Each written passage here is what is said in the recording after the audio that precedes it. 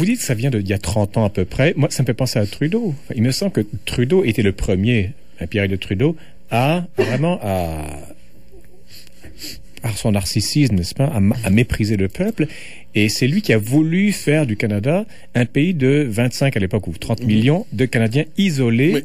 Donc tout le concept de culture, de racines, de volonté populaire était balayé au profit justement des chartes. Oui, ben voilà, ça, je crois que dans l'histoire du Canada, Trudeau marque le chemin, si je puis dire, vers cette espèce de judiciarisation du politique et ainsi de suite. Mais il y a quelquefois une erreur qu'on fait au Québec, c'est-à-dire surtout chez les souverainistes d'ailleurs, où on veut à ce point détester Trudeau qu'on en vient à croire que cette espèce de judiciarisation du politique, que le multiculturalisme aussi, ça relèverait d'une exception canadienne. Or, c'est faux, parce que dans l'ensemble... Blanc, entre guillemets, si vous voulez, et qui doit toujours expier. Il me semble que l'élite ici, enfin l'élite en général, est passée maîtresse en l'art de s'excuser auprès de tout le monde. Oui, mais c'est la culture de la repentance, comme on dit. Alors évidemment, c'est ce qu'on oublie quelquefois. Il y a quelque chose qui me marque là-dedans dans les exemples que vous donnez. Effectivement, les 2 guerres mondiales, le colonialisme. Bon. Ce qu'on oublie quelquefois là-dessus, c'est que premièrement, l'histoire occidentale ne saurait se réduire à ces catastrophes, à ces authentiques catastrophes, mais l'histoire occidentale ne saurait se réduire à ça.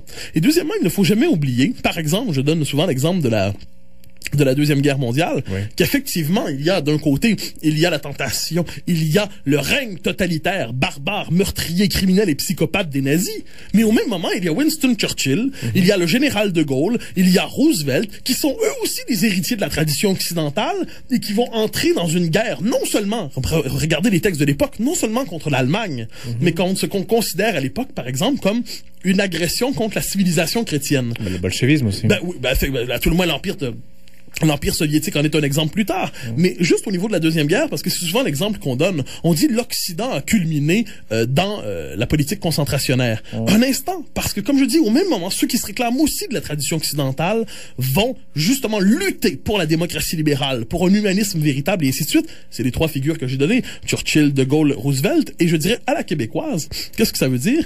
Eh bien, lorsqu'on regarde l'histoire occidentale, quand on regarde telle qu'elle est enseignée quelquefois dans nos écoles, cette espèce de sentiment d'hyper-pénitence, comme si toute l'histoire occidentale convergeait dans une grande criminalité de masse. Il y a quelque chose là-dedans qui relève d'une pathologie de la culture. Attendez, Mathieu, mais il y a aussi, au Québec, on a vraiment intégré le mépris anglo-saxon.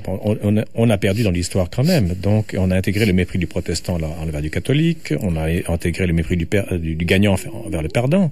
Et donc, on essaie de s'exonérer tout le temps en étant plus progressiste, plus ouvert, plus tolérant, plus ci, plus ça. Donc, c'est vrai. Mais ça, je crois que c'était la thèse de Fernand Dumont dans Genèse de la société québécoise. L'intériorisation de l'image dégradante de l'ennemi historique. Et donc, vos juges, si on revient à l'affaire Jean Tremblay, doivent être un peu baigné dans cette espèce de sentiment-là, non? Oui, mais il n'y a pas de doute là-dessus qu'il y a au Québec, je le situe plus largement, il y a effectivement ce sentiment d'une histoire qui ne vaut rien. Il y a 2 possibilités. Soit notre histoire ne vaut rien, soit notre histoire est une espèce de lourd passif dont nous devrions nous affranchir. Et ça nous pose un tout autre contexte, très certainement. C'est la question, aujourd'hui, que faire du passé canadien-français? Est-il possible de le perpétuer? Est-il possible de lui reconnaître une dimension fondatrice pour qu'il puisse féconder l'identité québécoise? Et d'arriver à résister au coup de butoir d'Ottawa. Ben oui, mais de résister au même moment, le tribunal des droits de la personne qui a fait le jugement sur l'affaire de Saguenay ne relève pas d'Ottawa. Et d'ailleurs, je dirais, c'est une chose dont on doit tenir compte aujourd'hui, c'est-à-dire le travail de dissolution de l'identité québécoise ne relève plus seulement des autorités fédérales, mais est porté par notre propre système politique québécois, notre propre système idéologique. Qui a intégré ce mépris de oui, ça, il n'y a pas de doute là-dessus. C'est ce que plusieurs ont appelé la trudeauisation des esprits. Alors, on a aujourd'hui, et c'est le paradoxe du Québec, où ceux qui devraient être les premiers à s'opposer à cette dissolution de l'identité québécoise, les souverainistes, sont quelquefois, malheureusement, eux-mêmes porteurs de cette vision trudeauisée de l'identité québécoise. Mathieu, parlons des juges encore une fois. Je vais vous citer un petit passage du psaume 85 dans l'Ancien Testament, puisqu'on va revenir un petit peu à des sujets spirituels, si vous voulez bien. Amour et vérité se rencontrent, justice et paix s'embrassent. On fait du kilométrage avec ça. Quand on fait partie de l'élite, etc., et quand on a cette sorte de backing, cette sorte de soutien moral, spirituel, eh ben là, on peut faire n'importe quoi. Parce qu'on fait le bien. Ah ben il y a une phrase très belle du philosophe Jean Roy là-dessus qui dit: celui qui est persuadé d'avoir le monopole du bien ne voit pas pourquoi il se limiterait dans les moyens nécessaires pour y aboutir. Et on arrive au totalitarisme de la vertu. Mais je crois que c'est une des tentations aujourd'hui. Évidemment, le totalitarisme ne prendra plus, et peut-être n'arrivera pas, mais ne prendra plus les formes qu'on a connues au XXe siècle. Mais ce qui est certain, c'est que lorsqu'on est persuadé d'avoir un monopole de la vertu et un monopole du bien, eh bien, on se sent tout permis, si je puis dire. On se sent le droit, par exemple, de mobiliser les institutions scolaires pour reprogrammer la culture. On se sent le droit de contester le pouvoir de la souveraineté populaire pour le transférer à des gens qui sont des interprètes des textes sacrés que sont les chartes.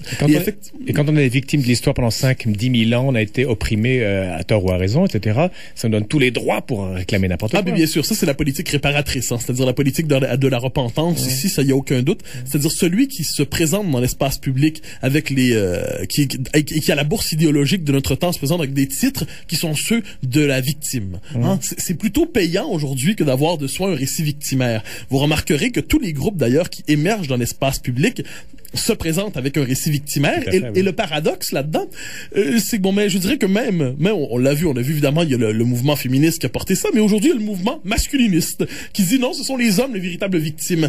Certains disent les noirs, ensuite d'autres disent les blancs. Et bon. Et à partir de là, ce discours victimaire, qu'est-ce qu'il fait? Il vient véritablement corrompre le débat public parce qu'il nous fait oublier l'idée d'un bien commun, d'une collectivité. Et un point sur ça, je dirais, eh bien, lorsque vous vous présentez comme une victime de la majorité, ce que vous cherchez à travers le droit et les juges, vous cherchez à vous dérober à la souveraineté populaire parce que vous dites, à travers le temps, regardez ce qu'elle m'a fait. Donc, pour vous dérober à la souveraineté populaire, encore une fois, qu'est-ce que vous voyez comme horizon? Le juge qui vous permet justement de vous affranchir de la tyrannie de la majorité. Ça me rappelle, pour finir, une caricature de Girard dans la presse il y a très longtemps. Il mettait une femme en chaise roulante et elle dit: je suis noire, lesbienne, handicapée, faites de moi première ministre du Canada. Ouais, mais je crois que c'est vraiment ce qu'on appelle la caricature du politiquement correct. C'est-à-dire le politiquement correct, c'est ça, c'est la multiplication des droits par la multiplication des statuts de victimes. Effectivement, peut-être aujourd'hui devrait-on non pas contester les véritables victimes, mais contester la culture victimaire qui vient miner la démocratie. En tout cas, on va suivre l'affaire Jean Tremblay parce que je crois que c'est loin d'être clos. Ah, ça me paraît tout à fait évident, d'autant plus qu'il y a une forme de soutien populaire au maire Tremblay en ce moment sa croisade, parce que c'en est une pour préserver ce qu'il croit être des caractères distinctifs de sa ville. Mathieu, merci infiniment. Au plaisir.